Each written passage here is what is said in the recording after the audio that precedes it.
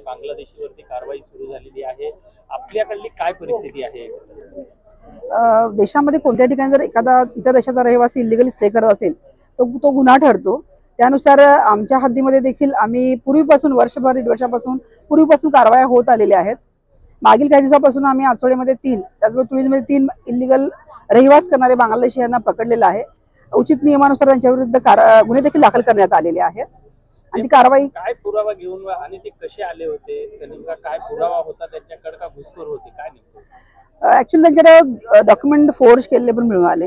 काही चुकीचे डॉक्युमेंट बनवले जेणेकरून स्टे इथं करताना सोपं पडेल. त्याचं आपण व्हेरिफिकेशन केलं, यंत्रणेकडून व्हेरिफिकेशन केलं. लक्षात आलं की ते जे डॉक्युमेंट आहेत ते फोर्ज आहेत, खोटे आहेत. तर त्यानुसार आम्ही गुन्हे दाखल केलेले आहेत. त्यांचा स्टे जो आहे तो इलिगल होता आणि त्यानुसार 3 तुळीमध्ये आणि 3 आचोळेमध्ये बांगलादेशी कारवाई झालेली आहे. काय करायचे ते आणि त्यांचं बॅकग्राऊंड काय होतं? बॅकग्राऊंड गरीब घरचे आहेत. ते इलिगली बॉर्डर क्रॉस करून त्यांनी एंट्री केलेली आहे. नालासोपारामध्ये आचोळे तुळीमध्ये स्वस्तामध्ये घरं मिळतात, त्यांचे राहणं सोपं होतं, त्या हेतून ते आलेले आहेत. छोटी मोठी कामं करणं, हमाली करणं, हॉटेलमध्ये काम करणं अशी ते कामं उपजीविका करतात. त्याचा स्टे हा अनधिकृत असल्यामुळे ती कारवाई झालेली आहे. अनधिकृत बांधकामं जे आहेत त्यामध्ये हे मजूर म्हणून मोठ्या प्रमाणात काम करतात.